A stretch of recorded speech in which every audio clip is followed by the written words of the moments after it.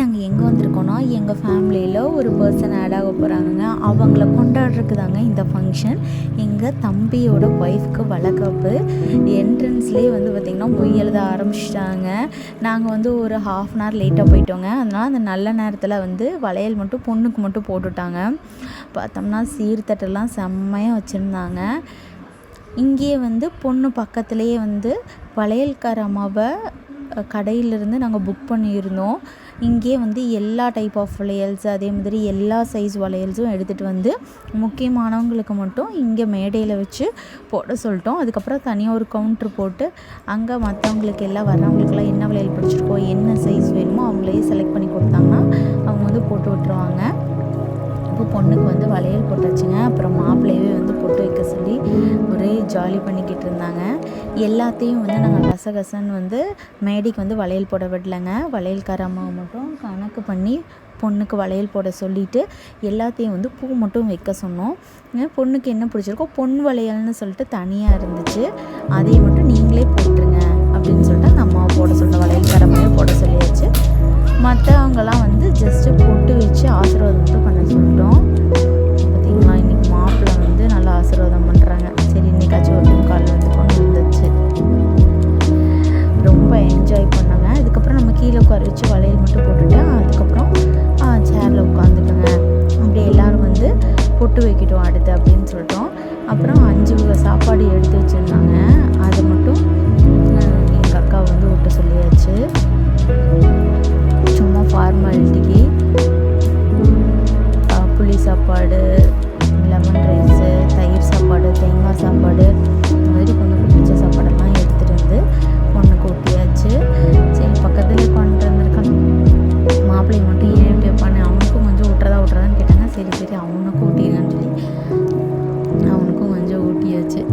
எல்லாம் சரி பசியில் உட்காந்துருந்தாங்க. சரி ஃபார்மாலிட்டிக்கு சாப்பிட்டுங்க அப்படின்னு சொல்லிட்டு சாப்பிட சொல்லியாச்சுங்க. ரொம்ப கிராண்டாக பண்ணியிருந்தாங்க. பேக் ட்ராப்லாம் பார்த்தோம்னா நிஜமான வாழை இலையவே அப்படியே லைனாக அடுக்கி அப்படியே ஒட்ட வச்சுருந்தாங்க, பின் பண்ணி வச்சுருந்தாங்க. நான் ஏற்கனவே சொன்ன மாதிரி பொண்ணுக்கு அப்புறம் முக்கியமானவங்களுக்கு மட்டும் ஸ்டேஜில் வளையல் போட்டுட்டு தனியாக ஒரு கவுண்டர் ஒன்று ஓப்பன் பண்ண சொல்லிட்டோங்க. 2-3 டேபிளை போட்டு அதில் வரிசையாக எல்லா வளையலையுமே அடுக்கி வச்சுட்டாங்க.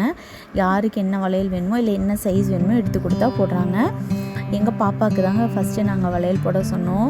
குட்டி கேக்கு போடுங்கன்னு சொல்லிட்டு அவங்க போட்டிருந்த ப்ளூ கலர் ட்ரெஸ்ஸுக்கு ஏற்ற மாதிரி ப்ளூ அண்ட் ரோஸ் அவங்களுக்கு ரொம்ப பிடிக்கும் பாப்பாவுக்கு. அதனால் 2யும் சேர்த்து அவங்களுக்கு ஃபுல்லாக அடுக்கிட்டாங்க. 2 டசனை மிக்ஸ் பண்ணி போட்டோம். எங்களுக்கு தான் இன்னைக்கு ஸ்பெஷலாக போட்டாங்க.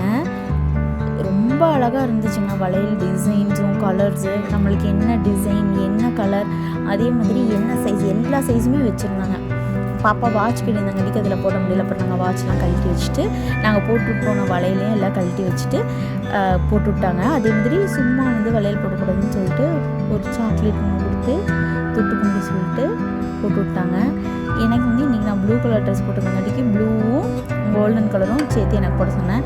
என்னன்னா நான் டிசைனும் கலர் மட்டும் பார்த்து எனக்கு இது போகுதுன்னு சொல்லிட்டேன். அவங்க என்ன பண்ணிட்டாங்க, நான் எடுத்து கொடுத்த வளையலே அப்படியே போட்டு விட்டாங்க. கொஞ்சம் டைட்டாக போச்சு. எனக்கு மட்டும் கொஞ்சம் சின்ன வளையலாக போட்டுவிட்டாங்க.